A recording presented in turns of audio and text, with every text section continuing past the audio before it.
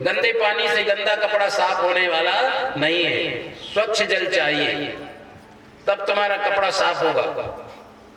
इसलिए कर्म का निरंजन भगवान ने ऐसा कर्म की बंसी लाए के पकड़ो जग सारा हो, अमल मिटाओ ताश को पठवो भव पारा हो। जैसे बहेलिया बांसुरी बजाकर एक घास की टाट बनाता है,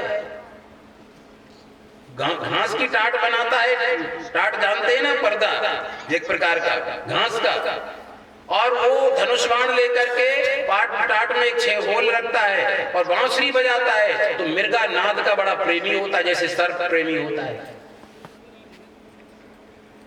सर्प की तरह मिर्गा भी नाद का प्रेमी होता है। तो बांसुरी बजा बजा कर मिर्गा के पास में चला जाता है, मिर्गा खड़ा रहता है, पास में जाकर जब वो तीर खींचकर मिर्गा को मारता है, मिर्गा को घायल करके मार देता है।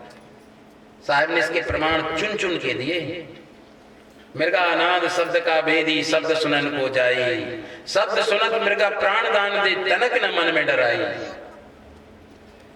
तो जैसे शब्द का प्रेमी होता है नाद का, और वो प्राण दे देता है, तो ऐसे ही निरंजन ने कर्म की बंसी बजा करके और सारे जीवों को अरेस्ट किया है, और कर्म से बाहर नहीं हुए। अरे भले आदमी, तो मनुष्य की तो बात क्या करते हो, देवता लोग भी कर्म के जाल में फंसे हैं। देवता लोग तो की बात क्या करते हो, 10 अवतार भी कर्म के वशीभूत हैं। और मेरी बात ना मानो तो रामायण में देख लो, कर्म प्रधान विश्व रचि राखा, और जो जस करे सो तस फल।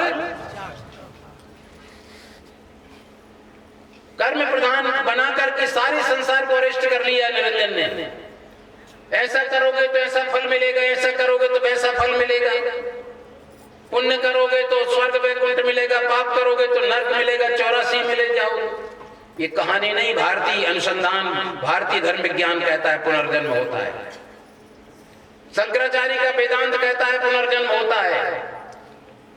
निम्बार्काचार्य, वल्लभाचार्य, माधवाचार्य पुनर्जन्म को मानते हैं। न्याय शास्त्र पुनर्जन्म को मानता है। मीमांसा और वेदांत सभी कर्म के विधान को मानते हैं। पतंजलि का योग दर्शन भी कर्म को, पुनर्जन्म को मानता है, कर्म के संविधान को मानता है। सांख्य दर्शन भी पुरुष प्रकृतिवाद, वो भी कर्म को, तो कबीर साहब भी कर्म के विधान को मानते हैं कि जैसा आदमी कर्म करता है वैसा फल भोगना पड़ता है। फल इतना है कि आगे पीछे हो सकता है, आगे पीछे हो सकता है।